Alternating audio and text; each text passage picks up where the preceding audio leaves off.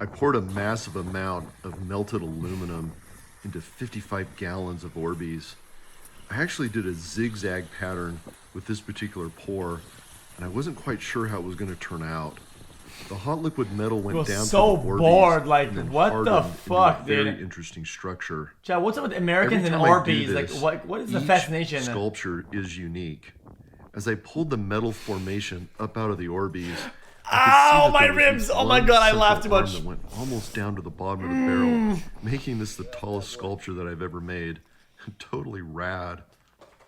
I poured a massive amount of melted aluminum into 50.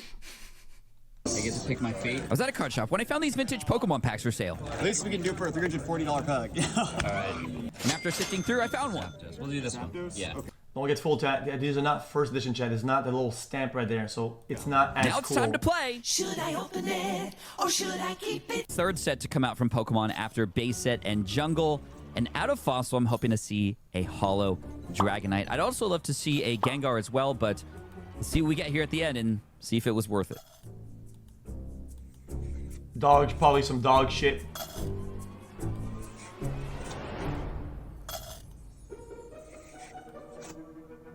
That's it. Wait. That's it. That's Gambler. That's it. Gambler. That's it. That's a Holo. Okay.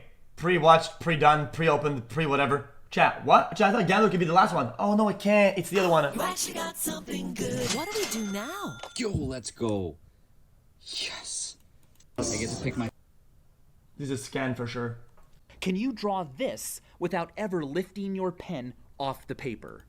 Probably Yeah, you just fold it. Probably not, but I'm going to show you how. I love this trick. When I was a kid, I showed this to everyone, and they thought that I was not weird. Here's how you do it. Grab a sheet of paper and a marker. So when I was young, I used to do that. I used to fold it. Dot. Now maintain contact with the paper and stop thinking in 2 dimensions. Grab the corner of the page and fold it. I didn't pre-watch. I used to do that when I was into young. the dot. Now, while maintaining contact with the paper, move on to the back of the page. Come on up here. Come back onto the front of the page. Fold the paper flat and complete the ring. Can you?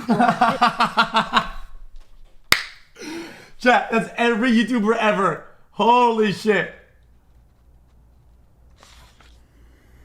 Can Chat, you draw? with the sigh at the end, that is so accurate. Let him cook now. Let him cook. No! God.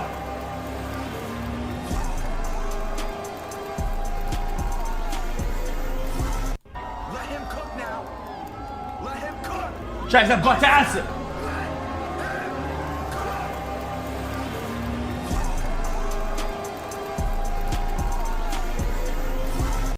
Let him cook. Chat. The kick drivers, if they had the McLaren cars, they would be #1. Okay, I said it. You want to get mad at me? Hey, get mad at me. But you gotta get mad at the truth. If they had the McLaren cars, they'd be #1 and #2. They're held back because the car is bad. Just wait till next year, dude. When me and Eddie's plan comes into play. Just wait. F1 fans will rejoice. Cook now. Let him cook. I said let him cook. Let's see who'll be laughing at. Let's see who'll be laughing next year.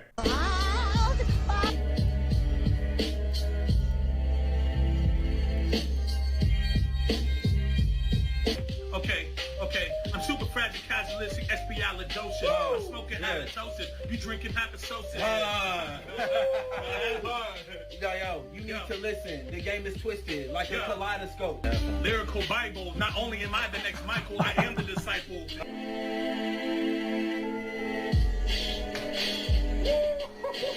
Technical glitches, introspective decisions. I'm thinking extradextral. I'm being ambidextrous. That's 2 hands. Yeah. Triple entendre.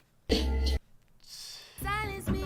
This is the the reason why riders often act strangely before a race. Many people assume they are using doping because of their suspicious behavior. However, this is actually an important ritual that racers perform to memorize the track conditions. They usually visualize the circuit while listening to recorded engine sounds, helping them stay focused and improve their performance during the race. This is the reason why Wait, that's actually kind of cool.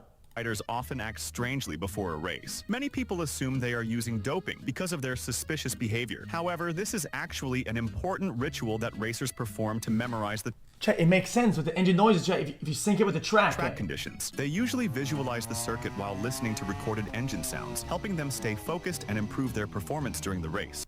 I cooked up some crystal in my backyard by melting this special metal called bismuth. I loaded a buttload of the bismuth in Bro, this is like cooked some crystal and he looks like fucking Hank Schrader. Backyard by melting this special metal called bismuth. I loaded a buttload of the bismuth in this pan and then turned it on high so I could melt it. Time-lapse shows chunks of the metal disintegrating into a liquid pool. To insulate the pan, I added some fire bricks, and then I melted even more bismuth into the mix with a blowtorch, which turned the surface of the metal purple. I skimmed the slag and then turned the temperature to low to allow the top to Chad, slip believe it or not, off. this is what you have in your PC right now if you have an Intel system, latest After generation. punching holes in the metal, I This is poured the happening liquid right core out now. to expose the crystal geode inside. This was the most bismuth that I've ever melted at one time, and it was over 50 pounds. I then chiseled the crystals out of the pan. Most of the crystals formed on the side and bottom of the pan.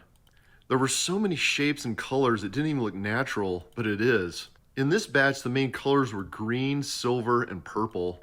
And check out this one, an entire cityscape of crystals. Totally rad. I cooked up some crystal in my... Just because you know what nature does. Your genes are...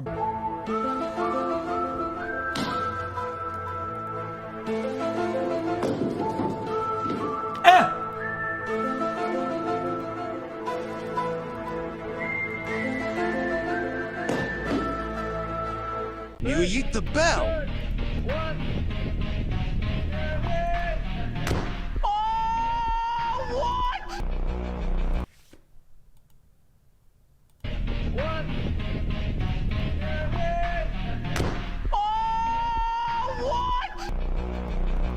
Chat, that's kind of crazy though.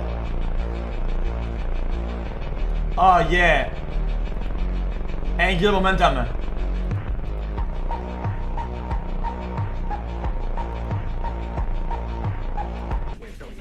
Cool. One, hardly get anything.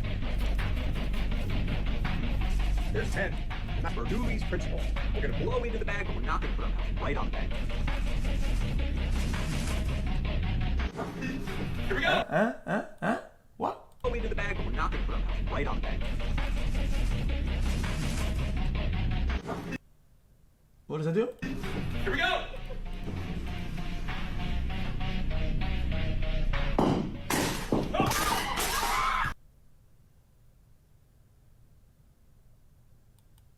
Wait.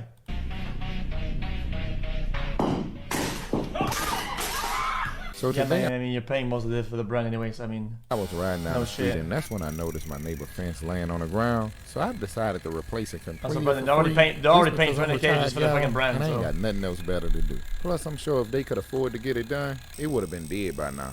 And I didn't just jump out my truck with a saw and started cutting these people's fence up. I actually knocked on their door to see if this was something they actually wanted me to do. And they was more than excited to tell me yeah when I told them I was going to do it for free. Now, the person that owned this house is a single mom who have a son to take care of. But the person that answered the door was her mom. And when I asked her about the fence, she said they've been wanting to get it done for like 2 to 3 years now. But every time they get a contractor or someone to come out and look at it, it was well over $6,000 to get it replaced. And we all know with the state the world in right now, $6,000, you might as well say that's $1 million.